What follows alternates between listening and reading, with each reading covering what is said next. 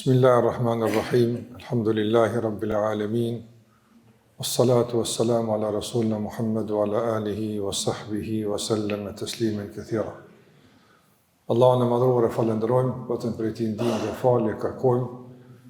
Lavdata dhe bekimet e Allahut qofshin mbi Muhammedin alayhi salatu wassalam, bi familjen e tij, shokët dhe gjithë që i ndjekin rrugën e tyre deri në ditën e fundit të kësaj bote.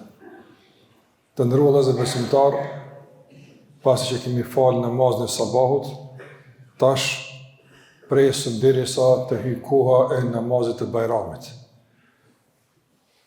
Namazin e Bajramit, sikur që jeni të lajmëruar, e falim në ora 7.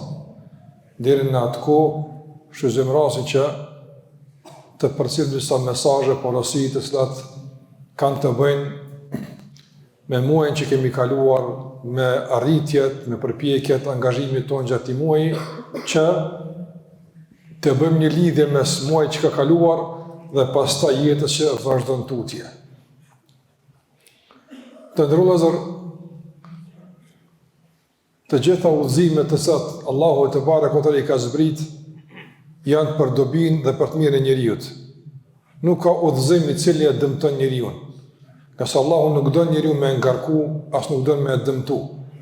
Mirë po, sikur që Allahu ka përmend në ajetet e agjërimit, pikërisht në ato ajete prej të se kuptuam se kemi obligim të agjërojmë, të ato ajete ku e kuptuam kur duhet të agjërojmë dhe si duhet të agjërojmë, gjitha këto dispozita dhe rregulla janë të përmbledhura në një varg ajetesh në kapitullin e Al-Baqara. E pikërisht në kuadër të këtyre ajeteve, në mes të këtyre ajeteve, Allahu xhallahu ala tha: "Yuridu Allahu bikumul yusr wa la yuridu bikumul usr." Allahu dëshiron me këto udhëzime, me këto dispozita, tua lehtëson juve, e jo që tua vështirëson juve. Pastaj Allah tha: "Wa ma ja'ala alaykum fi ad-din min haraj." Allah në këtë fe nuk ka bërë diçka që ju ngarkon, ju vën siklet juve, ju ngushton. Andaj edhe në ajet agjërimit kemi pas shumë rregulla të cilat flasin edhe për rrugdaljet kur agjërimi bëhet i vështirë, në situata ku njeriu është në udhëtim, është i smur e kështu me radhë. Andaj të nderuar, Islami me udhëzimet e tij synon gjithmonë me e ndihmu njeriu, me e përkrah njeriu, me mësu njeriu, me udhëzu njeriu, mes njeriu e ka të pamundshme me mendjen e tij, me arsyen e tij, me kapacitetet e tij, me i kuptuar gjithë ato që i duhen. Prandaj Allahu te barekuhu teala e ka ndihmuar njeriu po me mendje, po me arsye, mirë po me çka është e kufizuar, e ka ndihmuar Allahu me udhëzime nga ana e tij, që njeriu pastaj duke i kuptuar këto udhëzime, të njeh shumë gjëra që i duhen këtë botë dhe me njëjën ato gjërave t'ia lehtëson vetes jetën. T'ia lehtëson vetes udhëtimin në jetën e kësaj bote. Të kupton shumë gjëra të cilat nuk do t'i kuptonte kurrë pa këtë udhëzim. Të kupton disa synime të madhore, disa objektiva të rëndësishme të cilat nuk kishte me i kuptu asesi, po të mos ishte udhëzimi i Allahut te barekuhu teala. Nuk ka mundësi të kuptohen përveç me shpallje nga Allahu i mënduar. Prandaj gjitha këto udhëzime të nderuar janë për të mirën tonë. Andaj besimtari sa e thret Zoti që ti bindet për ndonjë urdhën apo të largohet nga një keqe, ai pa rezervë i përgjigjet. Për çfarë arsye? Nga se din se Zoti po e thret për të mirën e njeriu, jo për dobinë e Zotit. Ne jemi të bindur si musliman se të gjitha udhëzimet që i zbatojmë, të gjitha kërkesat që ne i jetësojmë në jetën e përditshme, krejt çka ne nga feja bëjmë, realisht kjo nuk i sjell dobi Zotit. As braktisja atyre nuk i sjell dëm Zotit. Ne nuk mund ta dëmtojmë Zotin, as nuk mund t'i bëjmë dobi. Zoti xhallahu është i përkryer, është i lartë, është larg çdo mundësie që njerëzit të ndikojnë tek ai. Ai është i gjithfuqishëm. Ai merr vendime në bazë të dijes dhe urësisë së tij, jo në bazë të ndikimit apo presionit të ndokujt. Ky është Zoti jon. Andaj ne duhet kështu ta besojmë Zotin te barekuhu teala, përndryshe besimi nuk është kuptim plot dhe nuk është i plotësuar. Në bazë të kësaj, edhe agjërimi është në të njëjtën rrjedhë, në të njëjtën vijë. Ne kemi agjëruar si përgjigje ndaj thirrjes së Allahut mënduar. Allahu na ka thirrë dhe ne jemi përgjigj. Allahu ka thënë, ja ejuhalladhina amanu, o që keni besuar, na ka thirrë që të agjërojmë, dhe ne jemi përgjigjur kësaj thirrje. Ne jemi përgjigj Allahut të mënduar. Ne jemi përgjigj asaj që na ka thirrë neve.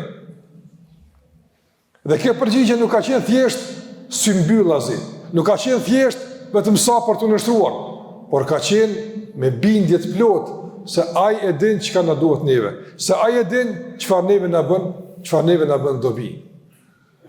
E si shembull i kësaj do të përmend disa prej udhëzimeve që realisht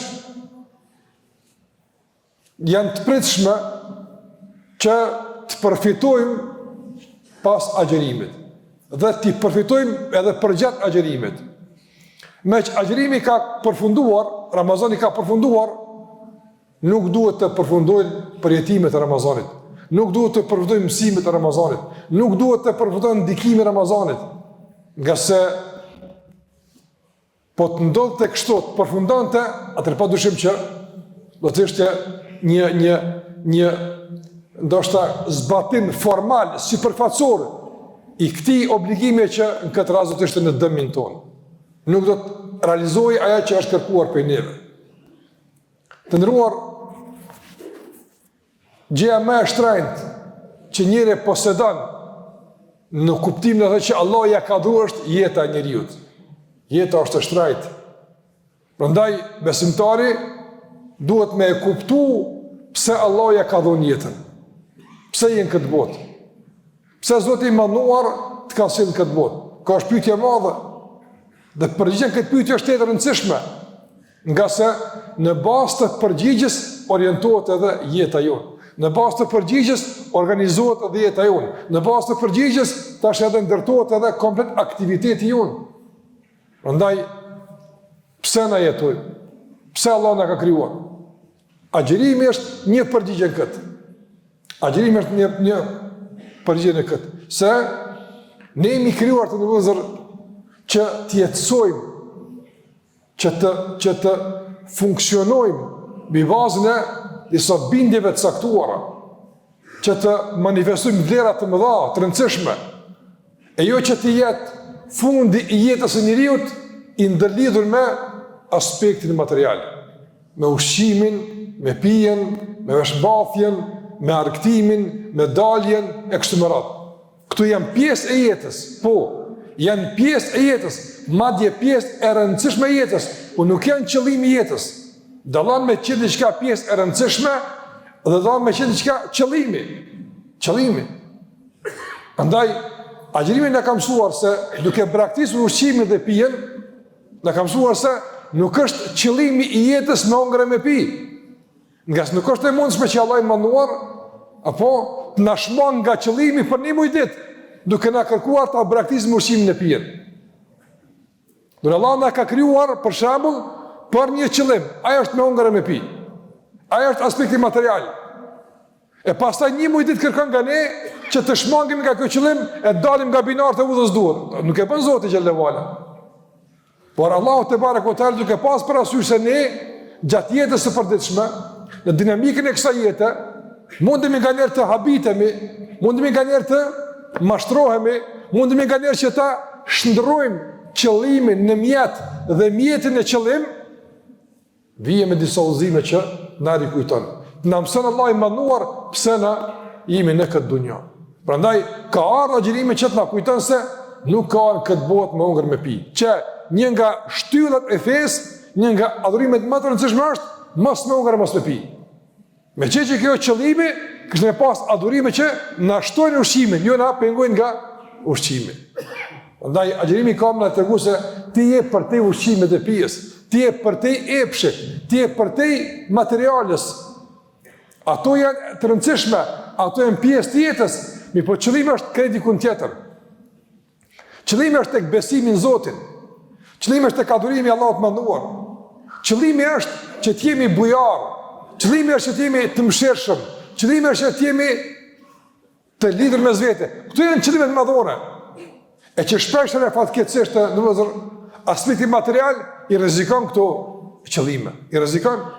Për shembull, a rrezikon aspekti material bujarin? Po, se aspekti material mund të bëhet aq dominant sa që bën njërin koprac. Friksohet me dhonë, ka dëshirë vetë me pas, egoizmi.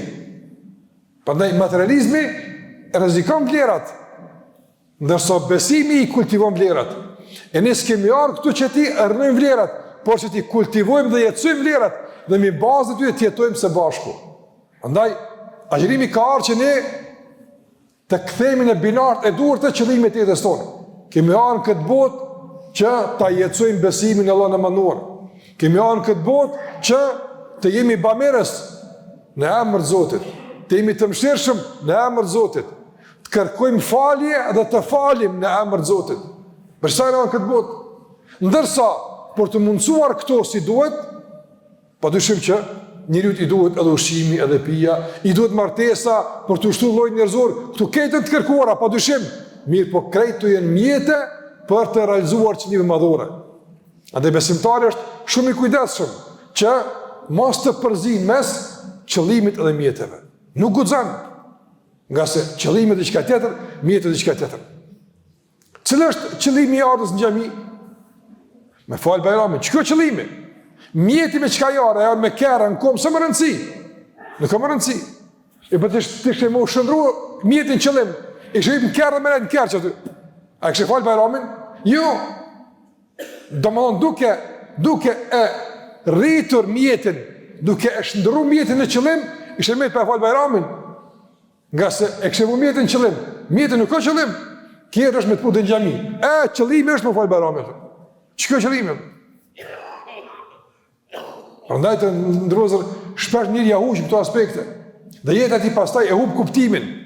Jetë ati bët e zbrazët, me që nuk e ka të orientuar në atë drejtim që e ka kërku Allahu te barekutaala. E Allah din më së miri se si përmbushet jeta e njeriut, si merr kuptimin e njeriut, nga se Allahu thot ela ya'lamu man khalaq.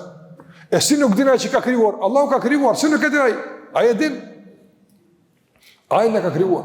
Por ai e din çka na duhet, çka na përmbush, çka na mundson që të jemi në nivelin e duhur të e përsisë që Allahu na ka nderuar me të. Njeriu është në e përsisë ndaj gjitha krijesave tjera, jo mbi bazë asaj çka han e çka pin. Nga se ka krijesa që hanë më mirë se na, që pinë më mirë më shumë se na.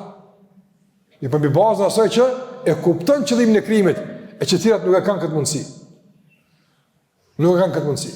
Prandaj Ramazani na ka mësuar që të nderuar ta kuptojmë qëllimin pse kemi ardhur në dunjë. Dhe të vazhdojmë tash të ruajmë orientimin e fituar në Ramazan. Mos ta huqim tash këtë orientim. Mos ta ndryshojmë busull e rrugtimit të një. Po të vazhdojmë në orientimin që na e dha Ramazani, orientimin e qëllimit të krijimit. Vlerat që Allah na mësoi, besimin në Allahun dhe adhurimi i Allahut te barekutaala realisht janë qëllimi i krijimit tonë. Çështja e dytë ndërozër që duhet ta kemi parasysh tek agjërimi, që është mësim e rëndësi, që është një arsye pse kemi agjëruar, është se njeriu të ndruar është e përmendë. Ka dhe epsh, po, për shkak se i duhet epshi. Islami nuk ka ardhur me mbyt epshin. Ja, absolutisht. Një njëri i cili për shembull e braktis ushqimin, s'do me hongër për hir të Zotit. Hiç han. S'ka për të as iftar as sufër, hiç nuk han. Thot unë po du me braktis ushqimin se epshi po ma lip ushqimin. E unë po du me mbyt epshin. A pëlqet kjo vepër e tij? Po dyshim se jo, e ndaluar. Të ndrum, kanë ardhur 3 njerëz te Muhamedi sallallahu alaihi wasallam. 3 persona kanë ardhur te shtëpia e pejgamberit alayhi salatu wasallam. Kanë ardhur me u interesu për adhurimin e pejgamberit alayhi salatu wasallam. Dhe kur kanë kuptuar se si adhuron pejgamberi Zotin e tij, para mendoni, ju ka dukë që pak. Nuk është pejgamberi domon adhurues i Allahut, që këta e kanë prit. Dhe kanë filluar këta me shpalos tash angazhimin e tyre në adhurim. Njëri ka thonë, unë agjëroj vazhdimisht, nuk ha, nuk pi. Njëri ka thonë, unë nuk flaj, ta natën falem. Njëri ka thonë, unë nuk martohem hiç. Nuk kam përmend një aspekt të goditjes së epshit, nga një kënd që epshi e kërkan dhe ka nevojë për të. Ka ardhur pejgamberi alayhi salatu wasallam, me nuk ka qenë në shtëpi kur ata kanë pyet, edhe i ka gjetë. E ka thonë, a jeni ata që keni pyet këto pyetje? Po, a thatë ju kështu? Thonë po. Dëgjoni Muhammedin sallallahu, pejgamberin që erdhi më mësu balansin, ekuilibrin, erdhi më mësu jetën. Muhammedi alayhi salatu wasallam tha, unë agjeroj, po edhe ha dhe pi. Unë flaj edhe falim natën, edhe martohem. Ai që i shmanget rrugës time, nuk është për mirë. Domthonjë, nuk ka musliman. Nuk ka musliman. Pra nuk ka islami të ndërës me e asgjësu, me e eliminu epshin, por ka arë me e menagju dhe me e dominu epshin. Ka dëllim. Se epshi ka tendenca të dominimit mbi njeriun, që pastaj njësia matëse e lëvizjes e njeriu të jetë kojta e tij, lakmia e tij, jo bindje dhe parime dhe vlerat e tij. E kjo ka dallim shumë. Na thamë fillim jemi krijuar që të jetojmë në bazë të parimeve të caktuara, vlerave të caktuara, dhe këto duhet të jenë dominante. Mi po këtë dominim të vlerave, këtë dominim të parimeve, të besimit, e rrezikon kush? E rrezikon epshi. Prandaj ne nuk duhet që epshin ta eliminojmë, por as nuk duhet të lejojmë që dominon. Që kjo është feja mesatare.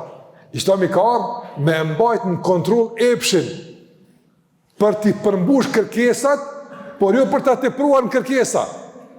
Për t'i përmbush kërkesat atë sa i duhet për të jetu njeriu në realizimin e qëllimeve që është krijuar. Shikojnë sa është Islami i qartë, shikojnë sa i bukur është.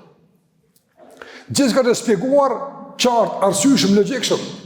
Pra për këtë ka ardhur feja, që njeriu realisht me e sistemu brenda rregullave të caktuara që të jetë i kompletuar. Mos të jetë i çorientuar, mos të jetë i debalansuar, që t'ja tepron në epsh ose t'ja tepron ndonjë anë tjetër në dëm të njerëz anë. Të gjitha ushqehen me ushqim të mjaftueshëm. Andaj kjo mjaftueshmëri menaxhohet përmes bindjeve dhe mendjes që Allahu xhallahu e ka dhënë njeriu. Arsyes, mendja e ushqyer me udhëzimet e besimit. E agjërimi ka ardhur që ta fuqizon aspektin e parimeve dhe ta dominon ndikimin e zemrës mbi ndikimin e epshit. Duke e dobësuar dominimin e epshit. Nga se në braktisjet e ushqimit e të pijes, dobësohet epshi. Në braktisjet e disa mëkateve, dobësohet epshi.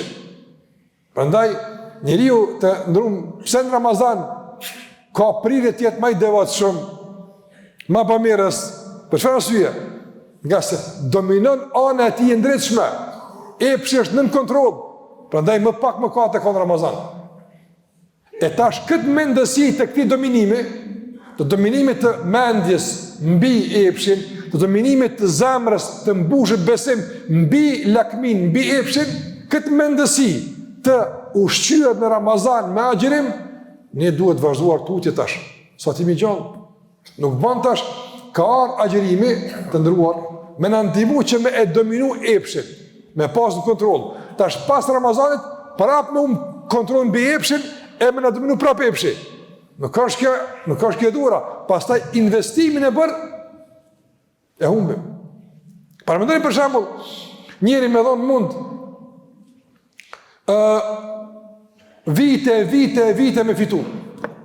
Që me pas një jetë solide, një jetë që nuk ka nevojë me ashti dorë ndikujt, nuk ka nevojë me kërku për dikujt, nuk ka nevojë që të jetë i varur për dikujt.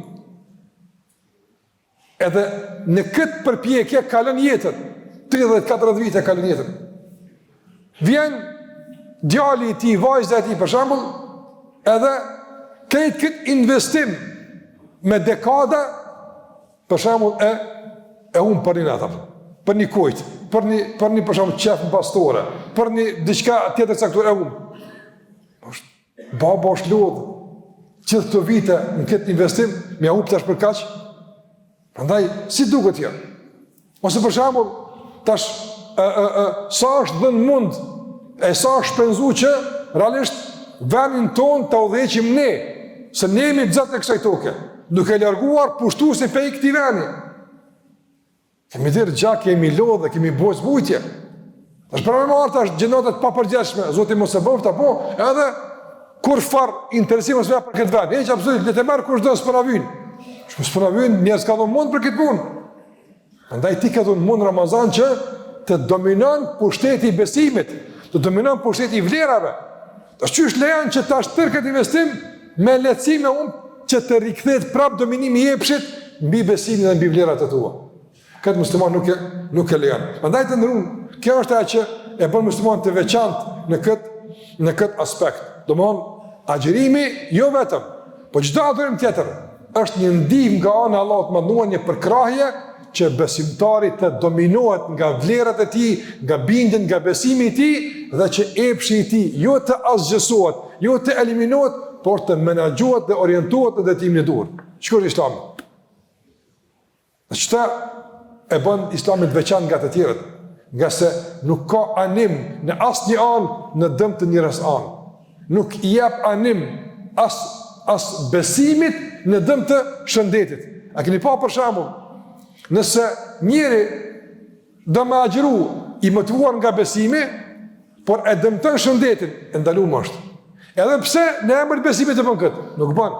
Nga se nëse i jep kohje të tepruar besimit në dëm të shëndetit, ndalohet.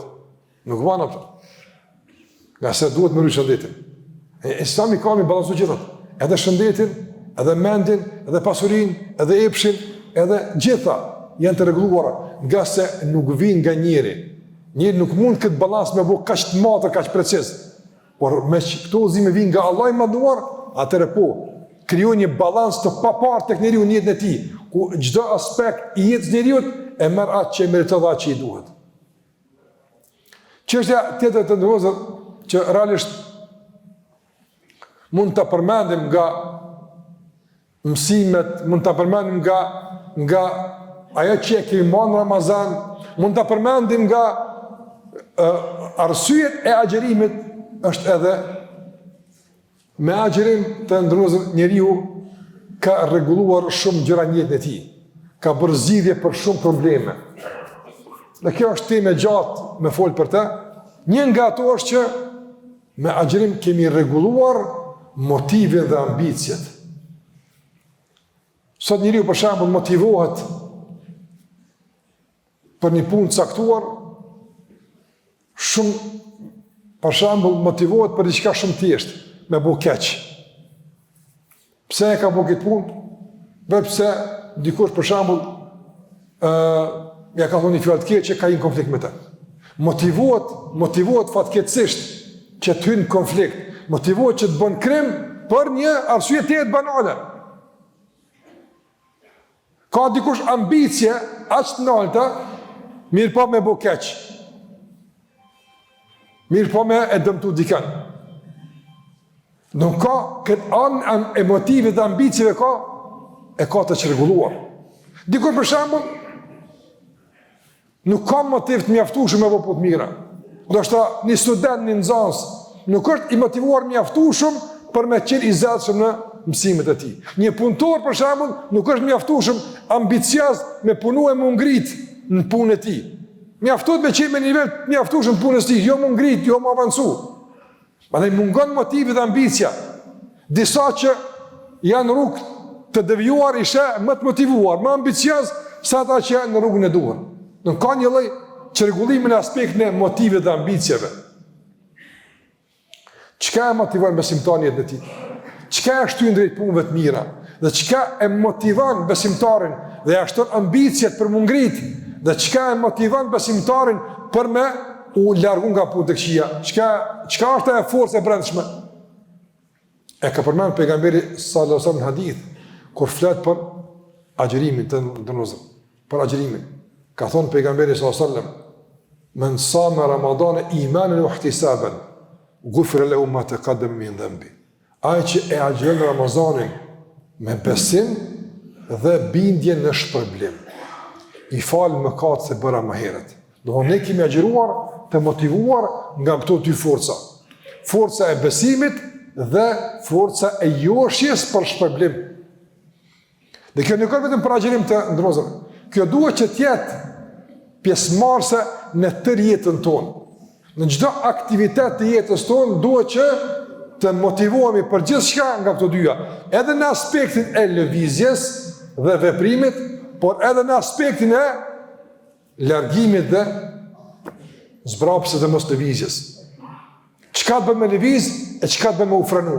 Forcat e lëvizjes dhe forcat e frenimit, njëjtën të cilat janë agjerimi i ka rregullu, besimi në Zotin xhalla xhelaluhu, edhe kërkesa dhe shpresa e shpëlimit. Muslimani të ndërëzër, muslimani motivuat nga besimi. Nëse Allahu të thret për një vepër caktuar me kry në emër të besimit, a është besimi në Allah në motiv i mjaftueshëm, a të motivon besimin në Allah mjaftueshëm për të qenë i mirë? Po, mjafton. Pse? Njeriu motivohet nga njëra për shembull mbi bazën e autoritetit që respekton. Nëse i thot për shembull dikush bën këtë punë, s'motivohet shumë thotë. Më tha filoni, po çfarë diun e ka miraj, a den as dena, apo ama kur do dikush i mëshëm, i dijshëm që respekton, thotë, "Am ka thon filoni." Do autoriteti e lëviz. E për musliman a ka autoritet më të madh, më të pakontestueshëm se Allahu xhallahu ala? Nuk ka. Andaj kur Allahu thot, kjo është autoriteti që të synë, të motivon me punë mirë ato. Andaj besimi në Allahun xhallahu te ndrozën është motiv i mjaftueshëm që na shtyn me punë mirë, që na shtyn me lëviz drejt punëve të duhura. Muhamedi sallallahu alaihi wasallam të ndrozën në shumë raste i ka motivuar shokët e tij që përmes besimit me bëni punë, ose për shkak të besimit me e braktisni punë. Kjo është shumë rëndësishme nga se ne duhet ta jetësojmë besimin, ne duhet që të kemi një besim aktiv, ne duhet që të kemi një besim funksional, jo një besim deklarativ, si përfaqësor dhe formal. Një besim i cili i shihen gjurmë, ndikimi i tij në jetën e vet i shihet, këtë duhet ta kemi parasysh. Prandaj, për të qenë besimi jon funksional, për të qenë besimi jon me forcën e mjaftueshme të ndikimit në jetën tonë, duhet që të jetë burimi motive dhe ambicjeve. Dhe këtë ka përdorur shpesh pejgamberi alayhi salatu wasallam të ndrozur në shumë raste. Në shumë raste. Për shembull, sa ka hadithe që ka thonë pejgamberi alayhi salatu wasallam. Ka thonë: "Men kana yu'minu billahi wal yawmil akhir falyakul khairan aw liyasmut." Kush beson Allahun dhe ditën e gjykimit, le të flet mirë ose le të hesht. Le të flet mirë ose le të hesht. Do më thonë, me fol mirë, duhet një motiv për me fol mirë. Nga njëherë, edhe për ato që së të pëlqen me fol mirë. Ka njerë që së të pëlqen me ta, për ta me fol mirë. Së të pëlqen. Ama duhet me fol mirë, se është e vërtet për me fol mirë për ta. Po s'ki motiv me fol për ta mirë. Pse? Ki me të ndë një zëng, ki me të ndë një, nështë largësi, ki arsujet saktuara. S'ki motiv. Pejgamberës në përëmëron që të motivohemi për mes besimin në folë mirë. Motivi i të folit mirë është të besimin Allah në manuar. Kush beson Allahun dhe ditë në gjykimit, le të flet mirë, ose le të heshtë. Kërë duhet edhe forcë frenuese për me heshtë. Nuk ka njerë që problema me i nalë nga të folurit. Edhe pse nuk folin atë që duhet, edhe pse nuk e folin atë që është e sakt, e vërtet, nuk folin me argumente, me dije, me dhe të flasin. Ku me gjithë forcën frenuese për me e nalë vetën mësë të folin. Ose dikush reagon nga njerë të s'pomoj me nalë vetën. S'kom forcë mu nalë në reagim, në fjallë të pahishme, në shta banale. Pejgamberi mëson, të nalë besimin në Allah të vartat. Nëse je besimtar në Allah në Gjellë Gjellalu, e din se për çdo fjalë ki me dhonë llogari për Allah të mënduar, çdo fjalë që e nxirr shënohet tek me lajket, e nesër të jipet libri ku i ke shënu punët e tua dhe për to ki me dhonë llogari, kur ke këtu ki parasysh, je edukuar mbi bazën e këtyre parimeve, atër kjo është forcë e mjaftueshme frenuese që ti mos me folë gjithçka. Mos me folë gjithçka. Pejgamberi ka thonë, kush beson Allahun dhe ditën e gjykimit, le të nderon kojshin e vetë. Do respekti për kojshin, ku e merr motivin? Të besimin në Allahun te barekutaala. Respektimi, do më mos me shqetësu, mos me zbezdis. Nëse ka nevojë me ndihmu, me u gjinë, me respektu, me usil mirë me te. Ku e gjenë më ti muslimani? Te besimi në Allahun xhallahu. Allahu e dën këtë punë. Andaj nëse Allah e dën këtë punë, unë e bëj për shkak se edhe unë duhet me dashur atë që Allahu dën. Sa i ka Islami përparësi dhe sa i ka Islami të vlerë dhe rëndësi, domthonë një kojshie që jetojmë bashkë dikur me te. Muhamedi asum ka thonë, shikoni këto udhëzime që realisht na motivojnë për punë mira përmes besimit. Përmes besimit. Muhamedi asum ka thonë, nuk ka besuar, që e ka përdor elementin e besimit. Nuk ka besuar si duhet, kush? Nuk ka besuar si duhet një musliman, përderisa nuk ja don vllaut vet atë që don për vete. Shikoj çfarë niveli dashnisë. Mi a dash dikujt atë që don për vete. Ku më gjet këtë motiv? Ku më gjet këtë ambicie? Ku më gjet këtë vullnet që më ngrit deri në këtë nivel që më dash tjetrin, edhe mi a dash tjetrit atë që don vetes. A dini sa probleme shoqërore të ndërozur eliminohen më një herë me këtë pjekuri morale. Kur besimtari edukohet deri në këtë nivel, mi a dash dikujt atë që don vetvetes, a dini sa probleme të shoqërisë eliminohen. Nga se shumica e problemeve në shoqëri janë si pasojë zilis, si pasojë e urrëties, si pasojë e dëshirës për hakmarrje. E kështu me radhë. Prandaj besimtari i gëzohet suksesit të tjetrit e nuk e urren. Besimtari i gëzohet arritjes së vllaut vet e nuk ja ka zili, nuk ja ka inati, nuk ja ka xhelozi. Këto teme për neve tash janë gati si gati imagjinare, pse ka dikush që është ashtu? Po ka, alhamdulillah, ka. Se fatkeqësisht në shumë raste ka depërtuar zilia edhe mes më të afërmve, mes më të dashurve. Një lloj mungese e durimit ka shi njëri, ka shi një tjetrit. Për ka të sujtë në vëzër, në mësën besimin e Allahun te barekuta që ta durojmë njëri tjetrin, t'ja falim njëri tjetrit, t'ja dojmë njëri tjetrit mirën, sikurse ja dojmë vetes tonë. Kjo është padyshim vështirë arritshme. Kë nuk është e lehtë të realizohet. Mirë po, momenti kur ka besim në Allahun xhallahu ala, gjithçka është e lehtë. Me besimin në Allahun gjithçka është e lehtë. Pa besimin në Allahun te barekuta, pa motivin e besimit është e vështirë. Dhe gjithashtu një forcë tjetër e shtytjes drejt veprimit, një forcë frenuese për të braktisë keqen është edhe ajo që vetë ka përmendur pejgamberi të kaxhirimit. Ajo është ihtisaban.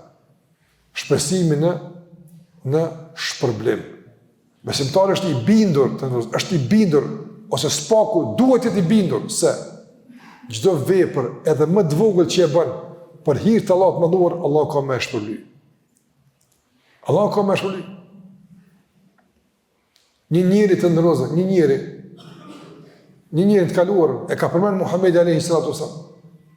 Një njeri të kaluarën, një qeni që e kishte zgjatur gjuhën nga etja i ka dhënë ujë.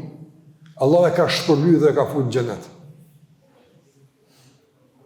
Një njeri e ka përmendur pejgamberi sa duke kaluar rrugës, e ka larguar një pengesë, një degë kishte rënë në rrugë njerëzve. E ka larguar pengesën që njerëzit lirshëm me lëviz në rrugën e tyre. Allahu xhallahu ala e ka shpërbly me xhenet. Mos flasë për punë më të mëdha. Nëse ti një degë e largon nga rruga e njerëzve, shpërblehesh. E çka nëse ja largon dikujt një dert, një gale, një mërzi, largon një përçarje, një mundësi për ndarje mes bashkëshortëve, çfarë shpëlimi ki tek Allahu i mënduar? Pejgamberi ka thonë, el kelimatu tayyiba sadaqa. Të ndonë shikoni çfarë udhëzime të fen ton kemi. Muhamedi ka thonë, fjala e mirë, një fjalë mirë ja thosh dikujt, ta llogarit Allah i mënduar si sadak. Sikur se më dhon sadak almosh. Dikujt më i thon au lodha, Allahu shpërblen. Dikujt më i thon au bone më mirë, Allahu te barta shpërblen. Dikujt më i thon përshëndetje më i thon veç.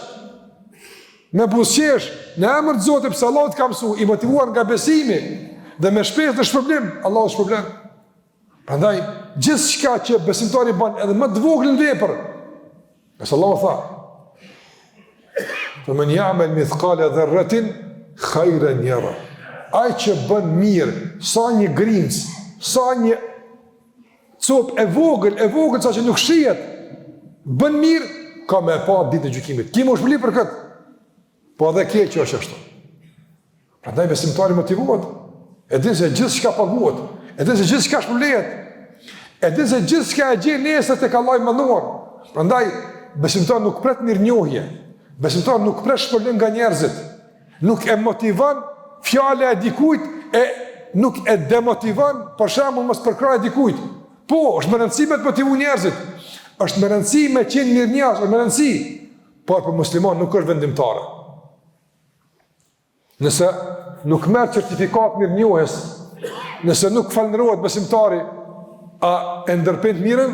Jo, ai vazhdon me mirë, për shkak se e din se edhe atëherë kur njerëzit nuk ja dinë, nuk e falënderojnë, është i bindur se Allah ja din, Allahu s'ja u mundin. Dhe kjo është e mjaftueshme.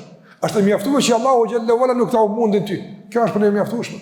Është motiv i mjaftueshëm për me bëu punë mirë. Shkojnë të ndërrozat tash ato. Kjo kohë që këtu po e kaloni, duke dëgjuar. Po presim që me ai ardh Bajrami. Është një kohë që këtu kalohet. Jemi në xhami. A dini që tash është ndodh një proces që na nuk po e shohim. Mirë po e ka përmend pejgamberi alayhi salatu wasallam që na mahnit nga madhështia e shpërblimit që marrim për tubime në xhami dhe për dëgjimin e fjalëve të mira. Muhamedi asum ka thënë, nëse me një shtëpi të Zotit, kjo është shtëpia e xhamia, mblidhen një grup njerëzish, ja e na mblidhen na. Për ta dëgjuar fjalën e Allahut, për ta mësuar fjalën e Allahut te bartoj, për këtë na mblidh, këtë po mësojmë. Çka ndodh? Allahu thot, i mbulojnë me laqet e Zotit. Na nuk e shohim, po miqt e Allahut vinin na mbulojnë. I mbulon mëshira e Allahut. Zbret qetësia mbi ta. Dhe ka thënë pejgamberi sa kur dalin nga ky vend, dalin të falur nga mëkatet. Çka po don? Ti tunajt je, ndërsa je duke u pastruar. Ti tunajt je duke u shpërbly. Ku e gjen motiv më të mirë, më fisnik, më domethënës, më përmbajtësor se ajo që Allahu ta ofron. Kush të pagun më mirë se Allahu i Madhëruar? Kush të shpërblen më mirë se Allahu i Madhëruar? Pa nuk kemi llogarit, jemi argat në rrugën e askujt, pas në rrugën e Zotit xhallahu xhallahu, në rrugën e besimit. Nga sa ai është Zoti jon, ai është krijuesi jon, ai është kujdestari jon dhe ai shpërblen më shumëti. Dhe ai paguan më shumëti. Prandaj ne çdo të mirë që e bëjmë këtë dunjë, e bëjmë përmes besimit, të motivuar nga shpëlimi në Allahun te barekutaala. Dhe besimtari fiton çdo frym, çdo lëvizje. Për arsye të ndrum është e kërkuar që njeriu edhe gjatë më të rëndëmta të jetë me i shndërru në këtë proces të konvertimit të veprave të rëndëmta në vepra të shpërblyeshme. Konvertoj. Çka është vepra e rëndëmtë? Dhe si konvertohet ajo në vepra të shpërblyeshme? Për shembull, nëse ti dal me ble diçka në dyqan për familjen tonë, a është veprim i rëndëmt? Po, ditë për ditë blen bukë, blen qumësht, blen gjëra të caktuara për shtëpinë tonë. A është veprim i rëndëmt? Po. Çu ka mundsi ky veprim i rëndëmt i përditshëm, rutinor, me u konvertu në veprim që sa ra bën Allahu s'problem. Çu ka mundsi më ndodh kjo? Kur motivi i këtij veprimi është besimi në Allah te barekuta. Pse po dal me ble? Jo pse duhet, jo pse më kanë thonë. Jo, po për shkak se Allahu xhalla xhelaluhu e don një shërbim të ndaj familjes, andaj pse Allahu e don në pëbaj. Shiko, hyp një shkallë më lart se veprimi i rëndëmt. E kur motivohesh ti nga besimi në Allah me bë mirë, atëherë padyshim se Allahu të paguon. Edhe për shkak të motivit, edhe për shkak të veprimit. Kjo është e rëndësishme të vëzhgojmë, më mësu kështu me jetu. Gjithçka që bën paguash, gjithçka që bën shpërblesh, veç bën në emrin e Zotit, bën pse Allahu xhallahu ala ka obliguar. Edhe kur praktizoj çka për shembull. Një musliman për shembull nuk e lën alkoolin se është i dëmshëm. Tash ka thonë mëlçini vëllai. Këtu janë këta ansora. Esenca e praktizës së alkoolit është se Allahu e urrën e ka ndalu. Kaç? Tjerat pastaj, tjerat benefite nga kjo praktikë janë shoqëruese të kësaj parës, por esenca e praktikës është Allah e ka ndaluar. Besimtari nuk vjedh, nuk traton, nuk mashtron, jo pse dënohet me ligj, po para kësaj, për shkak se Allah e ka ndaluar. Nga se nëse është motivesh ligji, atje ku se rrug ligji, ku se shaj, e shkel ligjit. Për këtë ndërsa ka diku ku se rrug besimin në Allah xhallahu ala, gjithkund. Rjeti i besimit është i shtridhur në krejt jetën tonë. Edhe atje ku ndoshta nuk të kap ligji, edhe ku atje nuk të çel ligji. Ligji duhet me respektu, por motivi i respektimit është besimi në Allah te barekutaala. Andaj edhe pse ka mundësi me i shpëtu ligjit, edhe pse dikush me të njofshëm ka mundësi me ndoshta deportuat lëndë ditë dikun tjetër, besimtari s'pranon kësi ofertë, është absolutisht jo pse Allah e ka ndaluar. Haram e ka bërë. Për këtë arsye, dhe ky është motiv mjaftueshëm që besimtarin e motivon me e bërashni punë të keqja. Në kohën e Omerit të ndrozë ati prishi drejt, Omerit radhiyallahu ta'ala anhu. Omeri ka pas zakon me dol natën, ditën, me u kujdes për njerëzve pa çka kanë punë. Natën Omeri diku në rrugë, a ka ndonjë shtëpi diku në dhunë, e që të internon, a ka diku problem, a ka diçka, natën ka dalë. Me u kujdes për njerëzit e tij. Dhe një natë ka dalë që zakonisht, e tek një shtëpia nuk kanë qenë të izoluara, s'kanë qenë me mure, kanë qenë domethënë me qeshpish të baltës, kanë qenë me perë dhe trasha, ose nuk ka pas ndërtim sikurse në këtë kohë. Edhe po dëgjohet një zë për një shtëpi dhe peshe një dritë. Në atë kohë drita, në atë vakt me kohën është shqetësuar diçka ka ndodhur, se njerëzit këtë kohë janë flajtur. Kur afrohet Omeri tek shtëpia, po dëgjon një lloj diskutimi mes nënës edhe të bijës. A thu për çka po diskutojnë? Ato ishin shitse të qumshtit. Përgatiti qumshtin për me shit nesër treg. Dhe nëna po preferon të bijës duke i thënë o bija ime. Shtoja pak ujë. As nuk vret treg, po na shisëm më shumë. Vend dhe shisheve bon 15 shisha. Nuk vret. Se ka pak ujë, s'prish kurgjë, a për ne do me thonë se, pyetën e pak më shumë. Bija po i thëtë, oj non, Omeri e ka ndalu, Omeri me ligj e ka ndalu, zban me shtu qumshtit ujë, e ka ndalu. Shikoni ligjit dhe shikoni besimin. Nona po i thëtë, po kuna është Omeri tash? Omeri jashtë po ngan, pa tu nuk pedin. Andaj, nona, do më thonë, nuk po ndikon nga presuni i ligjit për shkak se ligji tash është tu flajt. Ku na shoh Omeri tash? A e ka ndëruar pas na shoh Omeri? Po flan Omeri u lodh. E bija tash po e përdor një autoritet më të madh se ligji.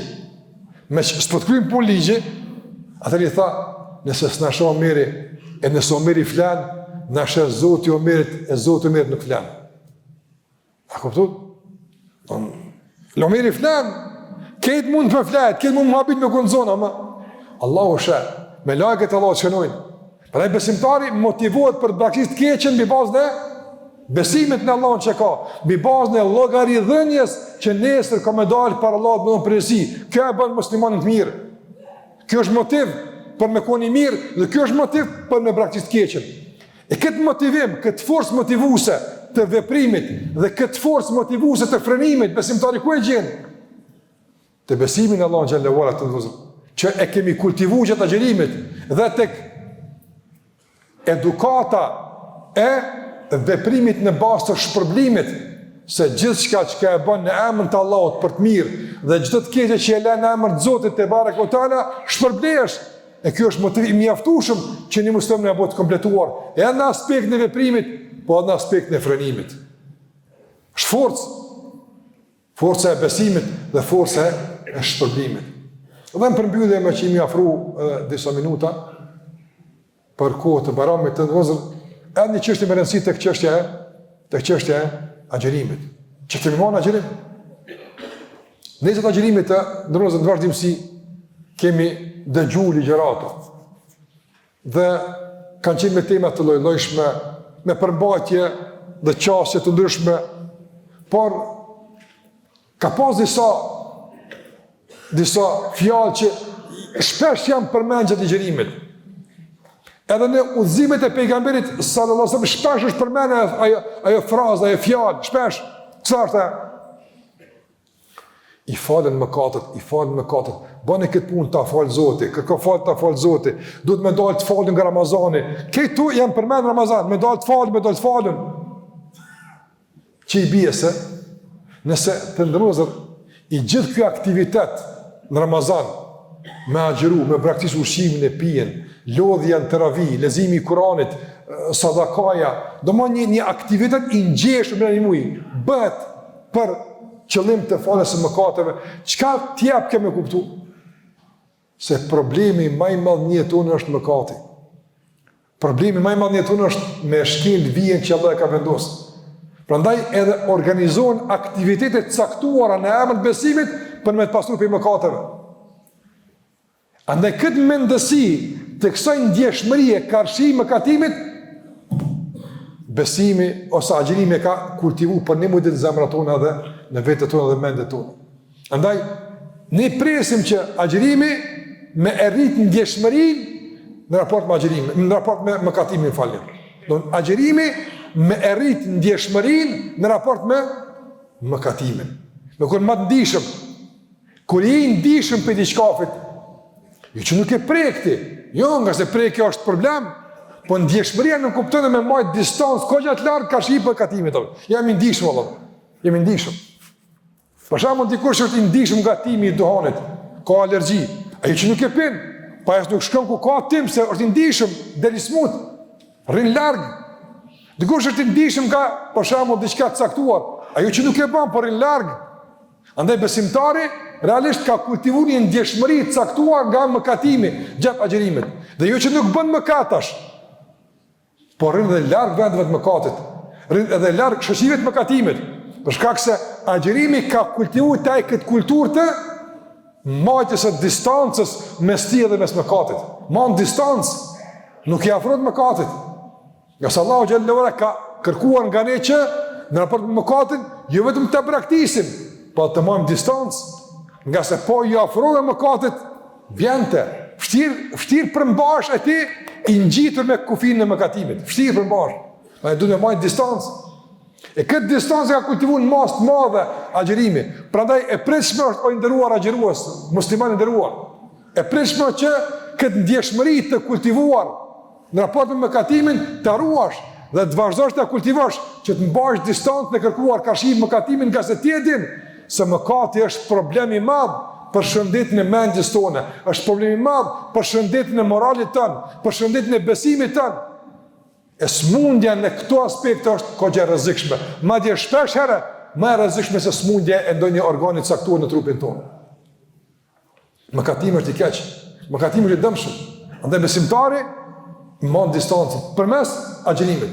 Kjo nuk do të thotë se ne nuk bëjmë mëkate, ndodh bëjmë mëkate, por dallon me radhë mëkat nga pakujdesia e që shpeshtohet mëkatet, e dallon me radhë mëkat duke qenë i kujdes me ndjeshmëri, po nga afekti dhe pakujdesi bjen.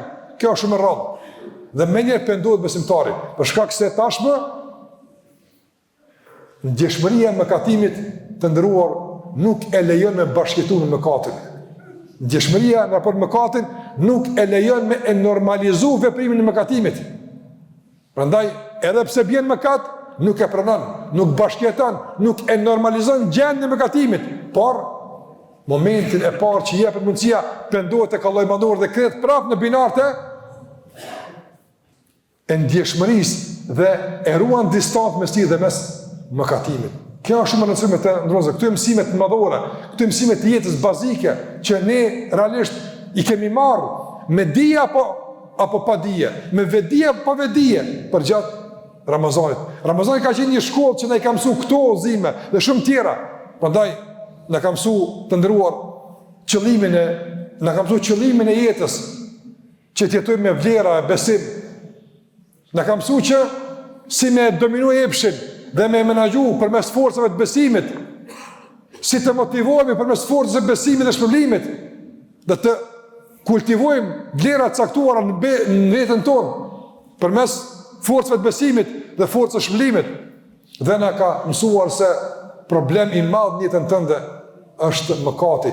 Sherr i madh për ty është mëkati. E keqja e madhe është mëkati. Çdo belon dunjë që të ndodh fatkeqësi, realisht është si pasojë e ndjenjë mëkati të bërë dikun që duhet penduar për të. Dhe në përmbyllje të ndrozur, Allahu te barekuhu teala na ka mësuar se sikurse e ka përmend tek fundi i jetës të agjërimit, edhe unë du me përmbyll këtë trajtim të sotshëm, me atë që Allah ka përfunduar trajtimin e jetës të agjërimit, ajo është wa idha sa'alaka ibadi anni fa inni qarib ujibu da'wata ad-da'i idha da'an. Kur të pyesin robët e mi për mua, unë jam afër, i përgjigjem lutjes atij që më thret. Prandaj lutja është në fund të çdo procesi. Ne japim përpjekje, ne mundohemi, ne angazhohemi, ne japim mundin, por gjithmonë pjesë përbërëse e çdo aktiviteti, pjesë përbërëse e çdo mundi është lutja. E lutim Allahun xhallahu ala duke kërkuar ndihmën e tij të bindur se pa Allahun nuk mund t'ia dalim. Pa Allahun nuk mund të agjërojmë, pa Allahun nuk mund të besojmë, pa Allahun nuk mund të falemi, pa Allahun as nuk mund të punojmë, as nuk mund të angazhohemi, pa Allahun nuk mund të jetojmë.